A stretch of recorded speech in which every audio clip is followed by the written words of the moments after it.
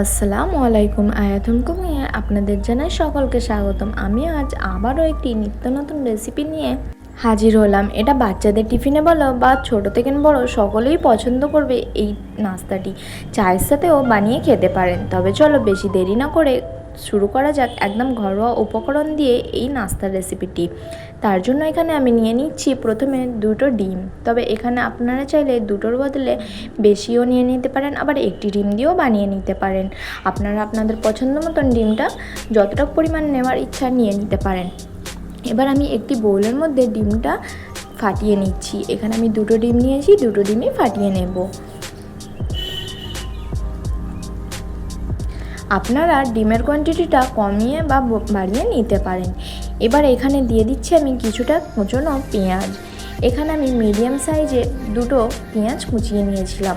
এখানে সরু সরু করে স্লাইস করে নিতে হবে। আপনারা চাইলে ছোট ছোট করেও স্লাইস করে বা কুচিয়ে নিতে পারেন। তবে এখানে আমি স্লাইস করে নিয়েছি সরু সরু করে। এবার দিয়ে দিচ্ছি কিছুটা ধনেপাতা কুচি, দিয়ে দেবো এখানে কাঁচা লঙ্কা কুচি। এখানে কাঁচা লঙ্কাটা আপনারা আপনাদের পছন্দ মতন কমিয়ে বা বাড়িয়ে নিতে পারেন। তবে এখানে আমি 2 টেবিল চামচ পরিমাণ কাঁচা লঙ্কা নিয়েছিলাম। দিয়ে দিচ্ছি হাফ চা চামচ পরিমাণ চাট মশলা, স্বাদ অনুযায়ী লবণ, দিয়ে দিচ্ছি 1/4 চা চামচ পরিমাণ হলুদ গুঁড়ো, দিয়ে দেব হাফ চা চামচ পরিমাণ জিরে গুঁড়ো। এখানে ভাজা জিরে গুঁড়োটা ইউজ করছি। আর দিয়ে দেব 1/4 চা চামচ পরিমাণ গরম মশলা গুঁড়ো। এটা হোমমেড গরম মশলা গুঁড়ো আমি ইউজ করেছি। এই গরম মশলা গুঁড়োর রেসিপি আমার চ্যানেলে দেওয়া আছে, আপনারা চাইলে যেয়ে দেখে নিতে পারেন। এবার এটা ভালোভাবে খুব ভালোভাবে মিক্স করে নিতে হবে বা ফাটিয়ে নেব এটাকে ভালোভাবে। এখানে আমার ফাটানো হয়ে গেছে। এবার এটা ভেজে নেওয়ার পালা। তবে চলো ভেজে নেওয়া যাক। তার জন্য আমি একটি ফ্রাই প্যান বসিয়ে নিয়েছি। ফ্রাই প্যানের মধ্যে দিয়ে দিচ্ছি 1 টেবিল চামচ পরিমাণ তেল। এখানে আমি সরিষার তেলটা নিয়েছি, তবে আপনারা চাইলে বাটার বা সাদা তেলটাও ইউজ করে নিতে পারেন। এবার তেলটা খুব সুন্দরভাবে চারিদিকে লাগিয়ে নিতে হবে ফ্রাই প্যানের মধ্যে। আর তেলটাকে খুব সুন্দরভাবে গরম করে নিতে হবে। এখানে খুব বেশি আমি তেলটা ইউজ করছি না, তবে আপনারা চাইলে একটু বেশিও নিতে পারেন। তবে আমার 1 টেবিল চামচ পরিমাণে খুব ভালোভাবে এটা ফ্রাই হয়ে গিয়েছিলো। দেখো তেলটা সুন্দরভাবে গরম হয়ে এসেছে। এবার আমি যে ডিমের মিক্সচারটা বা ডিমটা ফাটিয়ে রেখেছিলাম সেটা দিয়ে দেব। এখানে সবগুলো আমি দিয়ে দিচ্ছি।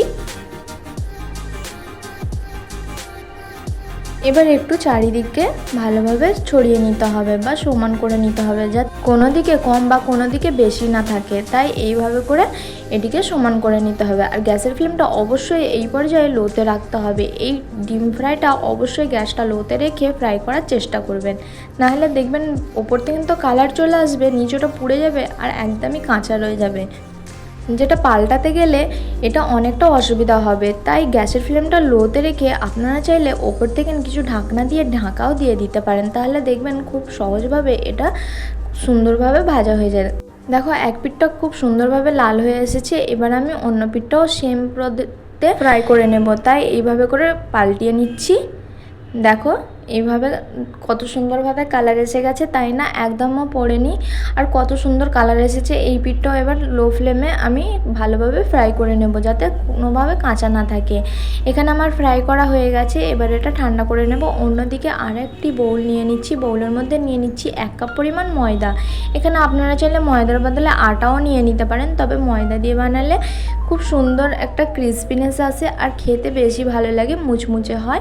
তাই ময়দাটা আমি এখানে ব্যবহার করছি।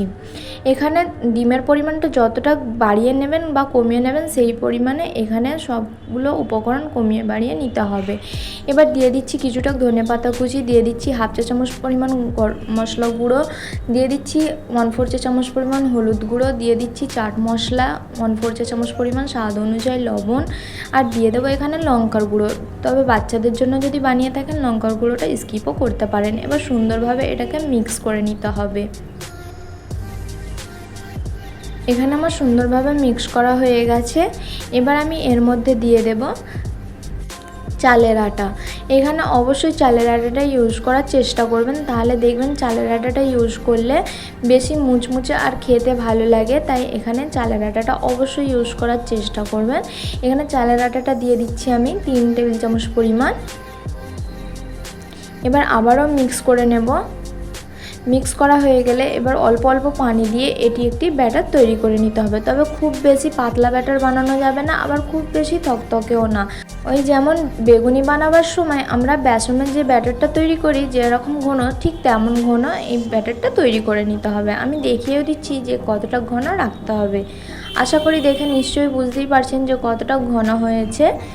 এইভাবে করে এই ব্যাটারটা তৈরি করে নিয়েছি। এবার এটাকে সাইডে রেখে দিচ্ছি।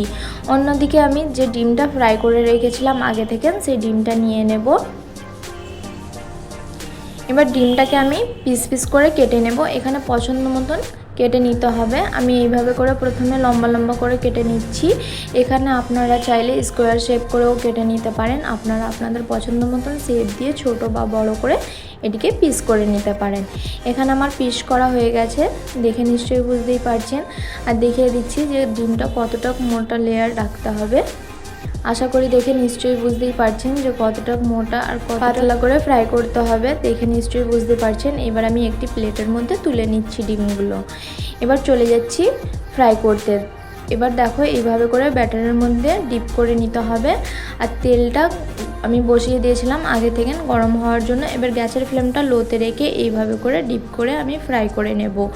এখানে গ্যাসের ফ্লেমটা অবশ্যই লোতে রেখে ফ্রাই করার চেষ্টা করবেন, নাহলে দেখবেন ওপর থেকে কালার চলে আসবে আর একদমই মুচমুচে ভাব আসবে না, আর খেতে একদমই ভালো লাগবে না। তাই মুচমুচে বানানোর জন্য গ্যাসের ফ্লেমটা লোতে রেখে একটু সময় ধরে ফ্রাই করার চেষ্টা করবেন, দেখবেন খেতেও ভালো লাগবে আর মুচমুচে ক্রিসপিনেস একটা ভাব আসবে, যেটা খেতে অনেকটাই সুন্দর লাগবে।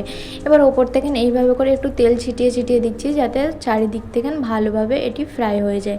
দেখো এখানে আমার একটা ফ্রাই করা হয়ে গেছে বা দুটো ফ্রাই করা হয়ে গেছে। এগুলোকে ভালোভাবে এপিট ওপিট লাল করে ফ্রাই করে নিতে হবে। এবারে এটাকে আমি তুলে নেব। এটাকে সুন্দরভাবে তেল ঝরিয়ে তুলে নিতে হবে যাতে কোনোভাবে তেল না থাকে। আপনারা চাইলে একটি টিস্যু পেপারের ওপরেও রেখে দিতে পারেন যাতে এক্সট্রা তেলটা টেনে নেয়। এইভাবে করে আমি সবগুলো ফ্রাই করে নেব। বাকিগুলো তেলটাকে ভালোভাবে ঝরিয়ে নিচ্ছি আমি। এবার এইভাবে করে আমি সবগুলো ফ্রাই করে নেব বাকিগুলো। তবে চলো সবগুলো ফ্রাই করে তারপরে দেখাচ্ছি। দেখো এখানে আমার ফ্রাই করা হয়ে গেছে, দেখে নিশ্চয়ই বুঝতেই পারছো যে কতটা লোভনীয় আর কতটা সুন্দর তৈরি হয়েছে। একটি দেখিয়েও দিচ্ছি যে কতটা ক্রিস্পি আর কতটা মুচমুচে হয়েছে। আওয়াজ শুনে নিশ্চয়ই বুঝতেই পারছে যে কতটা ক্রিস্পি হয়েছে আর খেতে এতটাই লোভনীয় হয়েছে যে কি বলবো। আপনারা চাইলে এমনি এমনিও খেতে পারেন, আবার চাইলে সসের সাথে ডিপ করেও খেতে পারেন। খেতে জাস্ট অসাধারণ লাগে টমেটো সসের সাথে। কেমন হয়েছে রেসিপিটি জানাতে ভুলবেন না। ভালো লাগলে প্লিজ লাইক কমেন্ট শেয়ার করে যাবেন। আর যারা আমার চ্যানেলে নতুন, চ্যানেলটিকে সাবস্ক্রাইব করে পাশে থাকার জন্য অনুরোধ জানাই। আল্লাহ হাফেজ। আবার দেখা হচ্ছে নেক্সট রেসিপিতে।